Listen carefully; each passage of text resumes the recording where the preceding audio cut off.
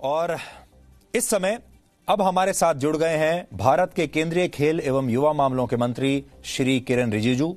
और corona virus के इस दौर में देश के युवाओं को अपने भविष्य की काफी चिंता है। जो खिलाड़ी हैं उन्हें भी अपने भविष्य की काफी चिंता होगी। आज आपके मन में भी बहुत सारे सवाल होंगे, वो सब हम उनसे पूछेंगे। किरण जी, आपका बहुत बहुत स्वागत है।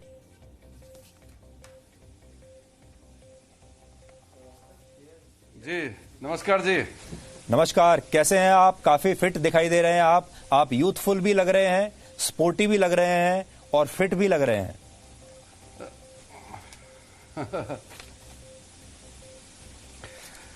लॉकडाउन इतने दिन चला है, लेकिन हम तो अपने घर और ऑफिस लगातार मीटिंग करते रहा, तो बहुत ही एक्टिव रहा है। तो मेरे लिए फिजिकली भी और मेंटली भी एंगेज रहने के कारण कोई थकान, कोई बोरिंग इस तरह का बिल्कुल नहीं। मेरे लिए बहुत ही नॉर्मल तरीके से, जैसे सरकार को अपने तरीके से काम चलाना है, प्रधानमंत्री जी जैसे काम कर रहे हैं देश के लिए, हर मंत्री को भी उस हिसाब से करना पड़ता है। तो हम लोग भी लगे हुए हैं और आज आपको बहुत दिन के बाद बात करने का मौका मिल रहा है तो अच्छा लग रहा है। जी बिल्कुल, हालांकि हम अभी भी इतने दूरी से बात कर रहे हैं, बट हाँ, ये वाकई में काफी दिनों के बाद आपसे बात हो रही है।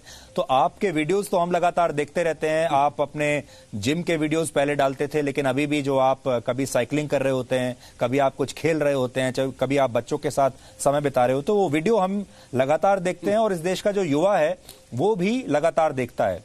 लेकिन किरण जी, इस देश में आधी आबादी जो है वो 25 साल से कम या 25 साल के लोगों की है। ये सारे लोगों के मन में अब बहुत सारी आशंकाएं हैं अपने भविष्य को लेकर। ये सारे वो लोग हैं जिन्होंने अभी अपना करियर बनाना है, इनका पूरा जीवन अभी सामने रखा हुआ है। आप ऐसे तमाम युवाओं को आज युवा मंत्री होने के नाते क्या कहना चाहेंगे?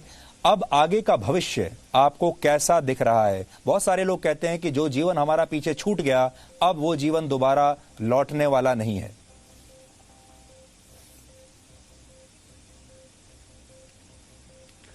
ये बहुत ही अहम सवाल है। हमारा देश एक युवा देश माना जाता है। ये जो कोविड-19 पेंडेमिक जो है, ये दुनिया के लिए बहुत बड़ी चुनौती तो बन करके उभरे हैं, लेकिन इस चुनौती को हम अवसर में कैसे बदलना है, ये प्रधानमंत्री जी ने अपने देश के साथ जो उन्होंने वार्ता किया था, तो उसमें इस बात को कही थी कि हम कैसे इस अवसर को हम अपने फेवर में हम कन्वर्ट करें। यूथ एंड स्पोर्ट्स मेरे जो विभाग है, इसके माध्यम से हमने भी काफ़ी चीज़ें तैयारी की हैं। एक तो यूथ अफेयर्स, जो हमारे लगभग 75,000 यूथ वॉलंटियर्स, 75 लाख 75 लाख हमारा यूथ वॉलंटियर्स है, जैसे एनएसएस है, एनवाईकेएस है, स्काउट्स गाइड्स को मिलाकर के 1 करोड़ से ऊपर है। दूसरा हमारा विभाग है खेल। खेल देश के मानसिकता को जितना प्रभाव डाल सकते हैं वो कोई और चीज़ नहीं कर सकते हैं। खेल जिंदगी का बहुत बड़ा एक ऐसे जुड़ा हुआ चीज़ है जो आप उसको अलग करके नहीं देख सकता है। खेल ही एक तरीके से जिंदगी है। तो इसको हमने बहुत व्यापक रूप से प्लान किया है। तो मुझे लगता है कि एक तो युवाओं के लिए हमने जो अलग अलग कार्यक्रम किया है वो डिटेल पे अभी नहीं जाएंगे। अभी खेल को हम फिर से शुरू कैसे करना है, उसके लिए एक लंबा चौड़ा हमने एसओपी बनाया अपने स्पोर्ट्स अथॉरिटी ऑफ इंडिया के माध्यम से। और अब हमने सारा खेल संघ भारत के अंदर में जो इंडियन ओलंपिक एसोसिएशन के साथ में और भी जितने भी जो खेल संघ है, सबसे हमने इंफॉर्मेशन और सजेशन ले करके एसओपी तैयार किया हुआ है। और हम एक जो ऑर्डर निकला है जिसके मुताबिक स्पोर्ट्स कॉम्प्लेक्स और स्टेडियम्स जो खेल के लिए बनाया गया है उसको हम इस्तेमाल करेंगे और लोग खेल सकते हैं। उसके लिए 3 चीज़ों का ध्यान रखना है। एक तो हमने जो एसओपी गाइडलाइन जारी किया है वो बहुत ही व्यापक रूप से बनाया गया एक एसओपी है। फिर गृह मंत्रालय से कुछ डूज एंड डॉन्स आपको जारी किया गया है देश भर के लिए, उसको ध्यान में रखते हुए।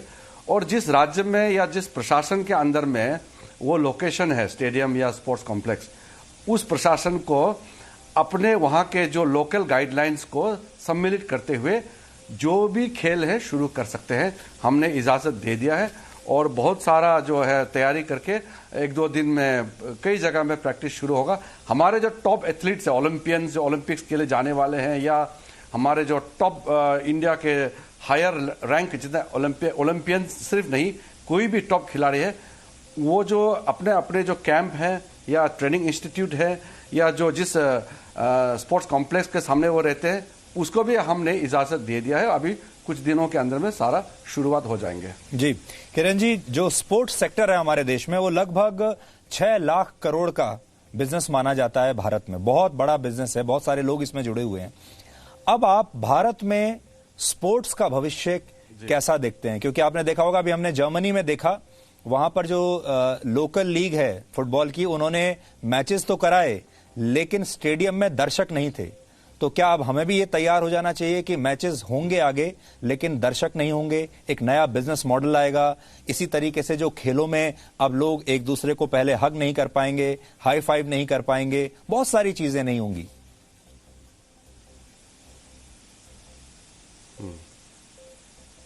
जी देखिए, जैसा आपने कहा, स्पोर्ट्स बहुत बड़ा इंडस्ट्री भी है। जिंदगी में खेल के वजह से जो बदलाव आता है या आपका मानसिक रूप से जो बदलाव लाते हैं, पॉजिटिव चेंजेस, वो अलग है। उसके साथ साथ स्पोर्ट्स बहुत बड़ा इंडस्ट्री है।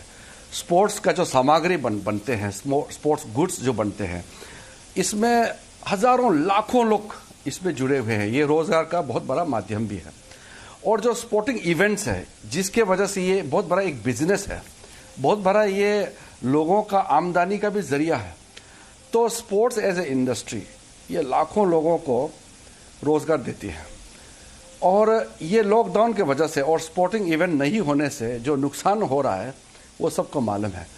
अब ये जो कोविड के चलते हुए पोस्ट पेंडेमिक जो स्पोर्ट्स है, उसमें इमीडिएटली बिना स्पेक्टेटर्स के स्टेडियम में खेलना, बिना स्पेक्टेटर्स ऑडियंस के अलग से खेल का आयोजन करना और उसको फिर से लाइव स्ट्रीमिंग या टेलीविजन के माध्यम से अलग अलग टेलीकास्ट का जो मेथड होते हैं, उससे लेते हुए खेल को कैसे रोमांचक बनाना है, कैसे रोमांचक मतलब इंटरेस्टिंग कैसे बनाना है, इसका भी पूरा रूपरेखा हमने भी सोचा हुआ है और काफ़ी लोगों ने भी प्लान किया हुआ है।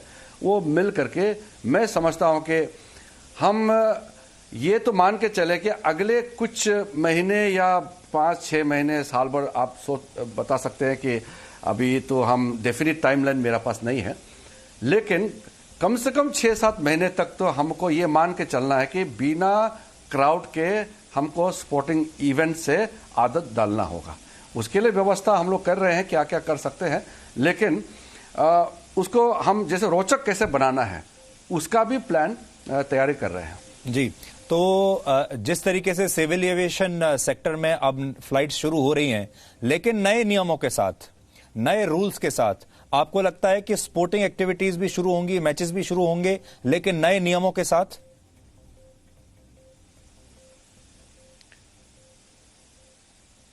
हाँ बिल्कुल, नए नियम मतलब क्या है कि हर खेल जो है दूसरे खेल से अलग होता है। जैसे कबड्डी हो गया, फुटबॉल हो गया, हॉकी हो गया, रेसलिंग, बॉक्सिंग, ये हो गया कॉन्टैक्ट और एक दूसरे से जूझते हैं। कुछ खेल हो गया बिल्कुल आइसोलेशन में इंडिविजुअल के रूप से आप खेला जाता है, जैसे कि बॉडी कांटेक्ट नहीं होते हैं। जैसे मान लो चेस, मान लीजिए बैडमिंटन या टेबल टेनिस, जो ओपोनेंट के साथ आपका फिजिकल कांटेक्ट नहीं होते। तो हर खेल का भी रूपरेखा अलग अलग तरीके से बनाया जाएगा और इसका भी जो आगे कैसे हम इसको जैसे टेलीकास्ट कैसे करना है, इंटरेस्टिंग कैसे बनाना है, वो भी जो स्पोर्ट्स फेडरेशंस है उनसे मिल करके और जो इसका प्रोमोटर्स है इनसे तालमेल करके कॉमर्शियली कैसे सक्सेस बनाना है, इसका भी सोचना होगा। जैसे मैंने कहा स्पोर्ट्स इंडस्ट्री है, अगर ये कॉमर्शियली सक्सेस नहीं हुआ तो खेल का जो प्रमोशन है वो नहीं हो पाता है। तो स्पेक्टेटर्स और खेल, वो दोनों के बीच में कोई गैप नहीं होना चाहिए। खेल को बहुत ही अच्छी तरह से लोगों तक पहुंचाना, क्योंकि स्टेडियम में जाना नहीं होगा तो अब टेलीकास्टिंग से ही होगा, तो उसके लिए बहुत तरीका हमको इवॉल्व करके आना होगा। मेरे ख्याल से हम सक्सेस होंगे जिस तरीके से हम लोग बातचीत कर रहे हैं। हर स्टेक होल्डर से हमने चर्चा भी किया है। मेरे ख्याल से इसमें कोई दोहराई नहीं है कि खेल फिर से उभर के आएंगे और सबके जिंदगी में ये खुशहाली लाएंगे। किरण जी, अभी आप 48 साल के हैं, अभी तो आप युवा हैं।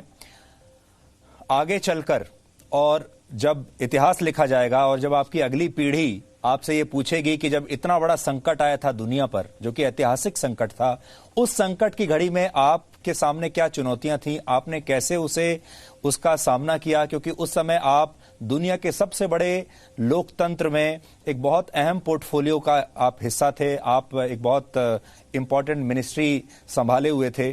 तो आप, अगर आपको कभी ये अपनी डायरी में या कभी किताब लिखने का मौका मिलेगा तो क्या लिखेंगे आप?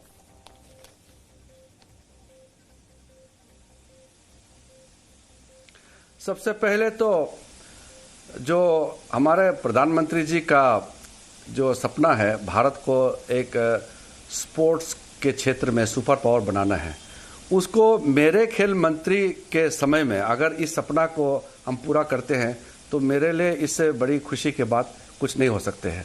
हमने एक लक्ष्य रखा है, अगले ओलंपिक्स, जैसे कि अगले साल तो टोक्यो में होने वाले हैं, उसके लिए भी व्यवस्था किया हुआ है, लेकिन एक साल के अंदर में हम वर्ल्ड चैंपियन पैदा नहीं कर सकते। जो हमारे पास एग्जिस्टिंग टैलेंट है उसको हम सही तरीके से निखारने का कोशिश कर रहे हैं।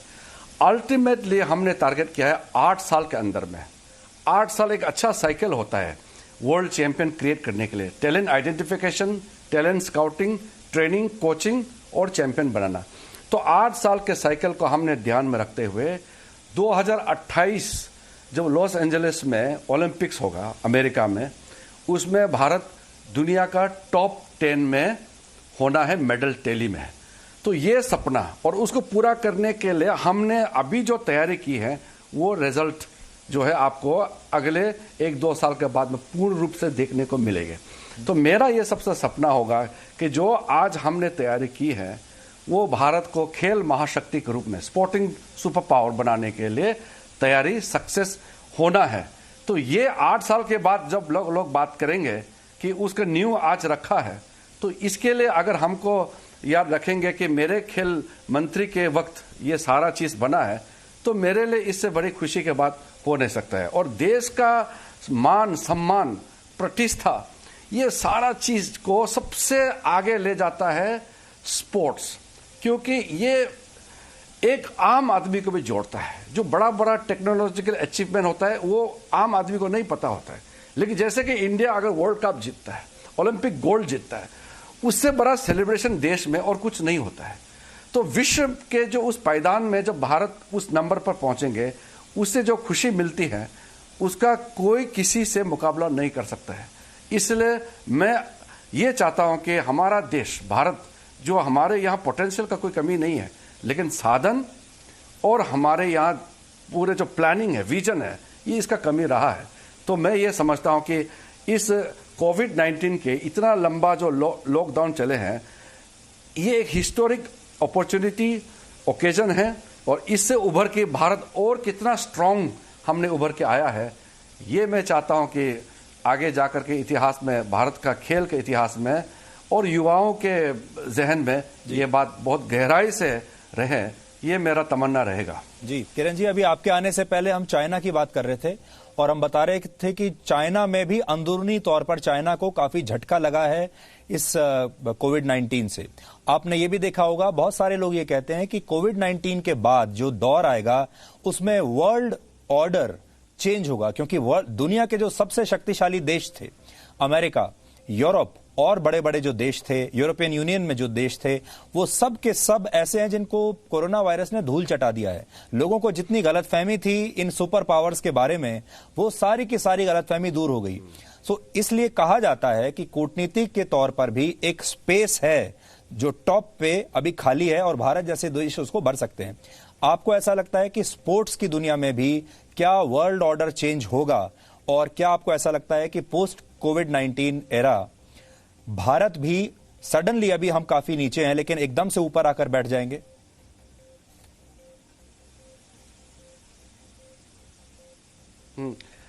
ये एक बहुत ही इंटरेस्टिंग क्वेश्चन आपने पूछा है। अगर मैं मंत्री नहीं होते तो मैं बहुत खुला मन से इसका जवाब देते हैं, क्योंकि एक तो स्ट्रेटेजिक जो इशू है, क्योंकि मेरा इंटरेस्ट आपको मालूम है स्ट्रेटेजिक सिक्योरिटी, जियो पॉलिटिक्स मेरा बहुत ही इंटरेस्ट सब्जेक्ट रहा है और इसमें मैं पहले लेख भी लिखता था। तो ये दुनिया तो एक तरीके से बदलने वाले हैं, लेकिन आज मैं सिर्फ खेल के क्षेत्र के बारे में ही बात करूंगा।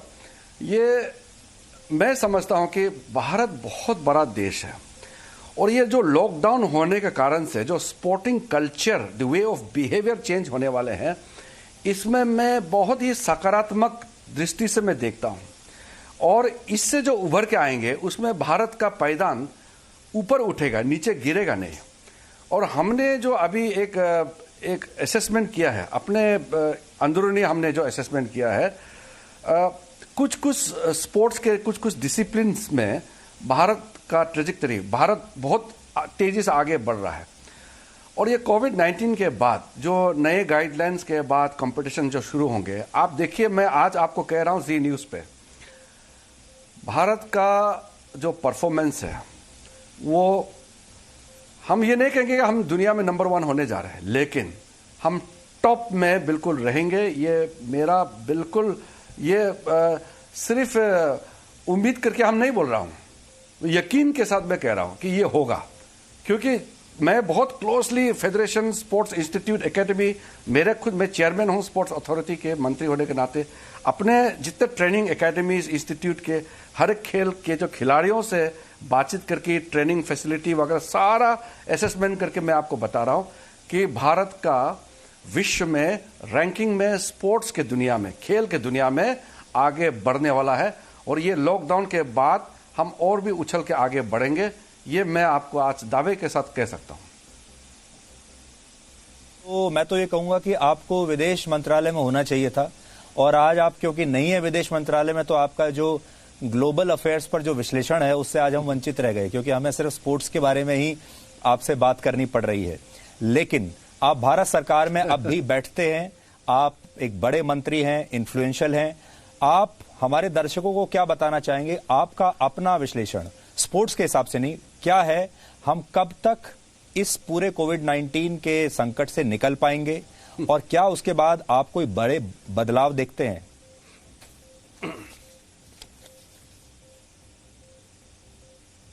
मैं एक समीकरण और एक मोटा मोटा पिक्चर को शॉर्ट में बताना चाहता हूं।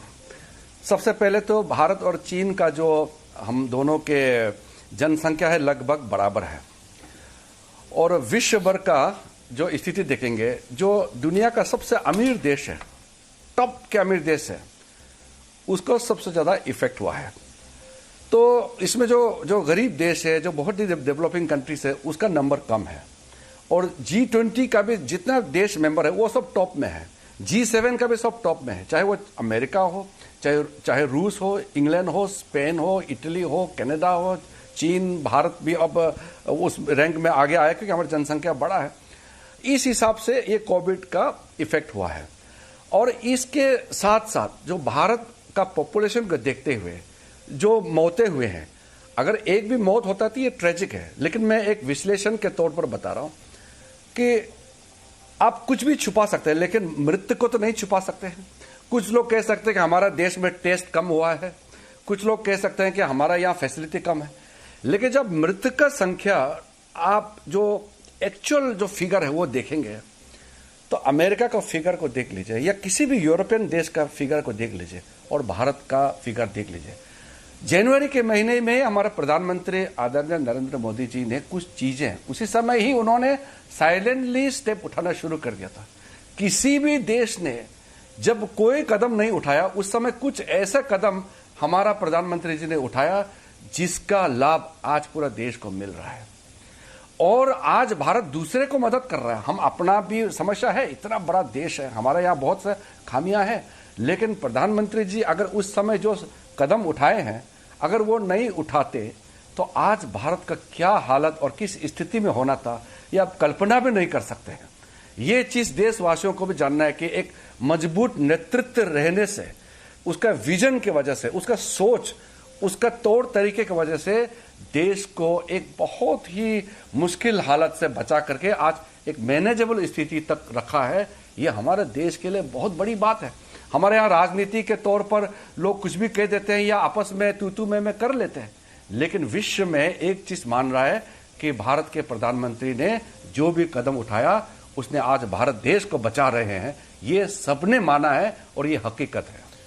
आप भारत के उत्तर पूर्वी राज्यों से आते हैं, उत्तर पूर्वी हिस्से से आते हैं, और एक अच्छी बात जो भारत के हर लोगों को जाननी चाहिए वो ये है कि कोविड-19 के सबसे कम मामले नॉर्थ ईस्ट में हुए हैं। नॉर्थ ईस्ट ने बहुत अच्छी तरीके से, सारे सरकारों ने वहां बहुत अच्छा काम किया है। इसके पीछे आप कोई खास कारण देखते हैं?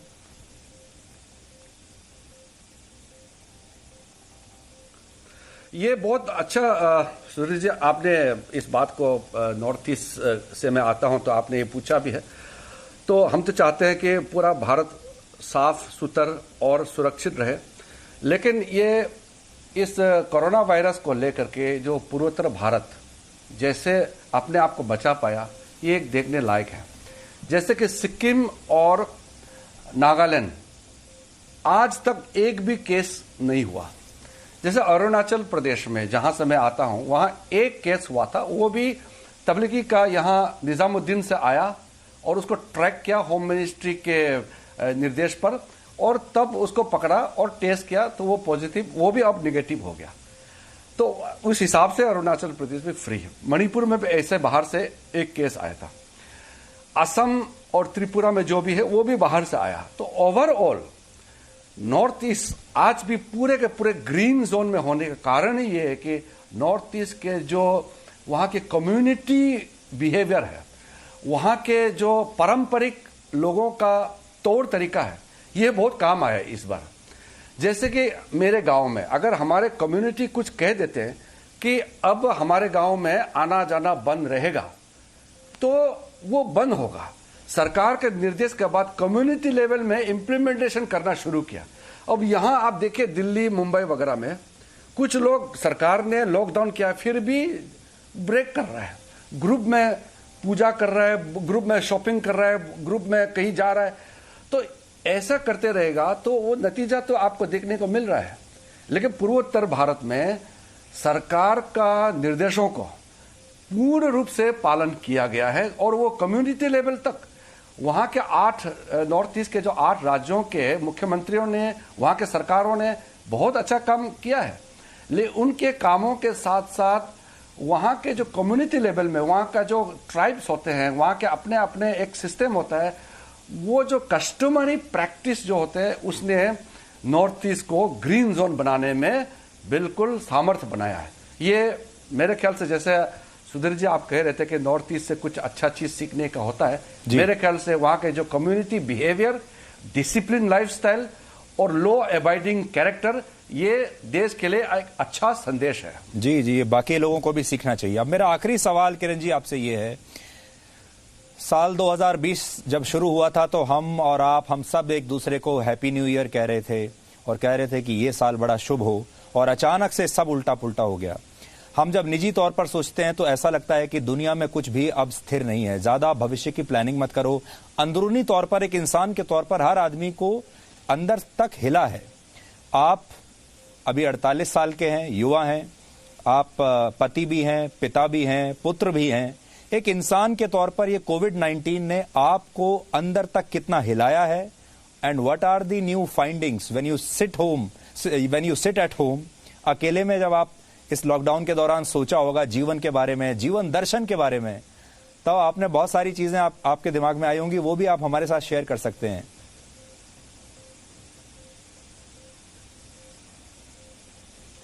देखिए, मैं तो जिंदगी को बहुत ही सरल तरीके से मैं देखता हूं कि जियो और जीने दो और खुशियां बांटो, प्यार बांटो, प्यार बांटते चलो। ये मेरा एक फिलॉसफी है मेरे जिंदगी में। तो इस कोविड के बाद ये पता चलता है कि हम इंसान प्राकृतिक आपदा के सामने में कितना छोटा है। अगर हम सही तरीके से हम प्रकृति को, इस हमारे अर्थ को, हमारे पृथ्वी को संभाल के रखने में पूरे समाज, पूरे ग्लोब, पूरे विश्व एकजुट होकर नहीं रहेगा और छोटे छोटे चीज़ों को लेकर के हम तू मैं करके झगड़ा करते रहेगा, तो कुछ फायदा नहीं है। जिंदगी बहुत ही खूबसूरत है, उसको जीना चाहिए और साथ साथ में एक दूसरे का सहारा लेकर के हमको आगे जिंदगी जीना चाहिए। और जो इन्वायरमेंट का जो इशू है, हमको साफ सुथरा रहना, जंगल, जमीन, पानी, इसको प्रदूषित नहीं करना, ये जो एक आम जिंदगी में बहुत ही सरल तरीके से खूबसूरत जिंदगी कैसे जीना है और सबसे प्यार करके जीना है, मुझे इस कोविड-19 से साफ साफ दिखाई दे रहा है। इसलिए ये बहुत बड़ा सीख भी है और हम ये क्लियरली पता चल गया कि ह्यूमन बीइंग हम सुप्रीम नहीं है। हम कभी कभी हम जैसे इंसान अपने आप को ऐसे बिहेव करते हैं कि ये पृथ्वी हमारा है। ये पृथ्वी में जीव जंतु भी हैं, पृथ्वी में बहुत से चीज है और सबका अपना अपना अधिकार, हक और अपना अपना जगह है। सबको अपने अपने जगह में रहना चाहिए और इस तरीके से हमको जिंदगी जीना चाहिए। मैं एक बौद्ध भी हूँ, मैं यूनिवर्सल हूँ, हर धर्म को मैं मानता हूँ, तो मेरा ये सरल जो सोच है, इसी तरीके से अगर जिएगा तो मैं मानता हूँ कि हमको जिंदगी में खुशी मिलेगी और जिंदगी बहुत ही सरल से और बहुत आराम से, प्यार से हम अपने छोटा सा जिंदगी को जी सकते हैं। और देश का सेवा, मानव सेवा, इसको ध्यान में रखते हुए हमको चलना है। जी किरण जी, बहुत बहुत शुक्रिया हमसे बात करने के लिए और बहुत बहुत शुभकामनाएं आपके लिए, आपके परिवार के लिए, देश के लिए, आपके विभाग के लिए। और उम्मीद करते हैं जल्दी पर्सनली भी मिलेंगे and maybe we can have a game of tennis together very soon.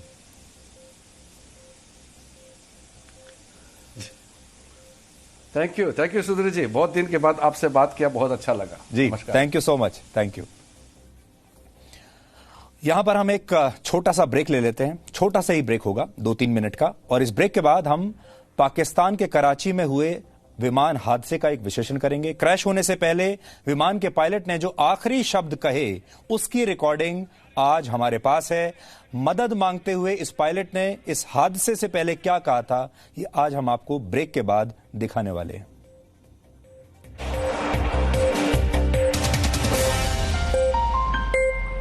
No signal, no worry. Presenting Zee News app with live TV, latest updates and expert opinion. Available on Google Play and App Store. Download it now.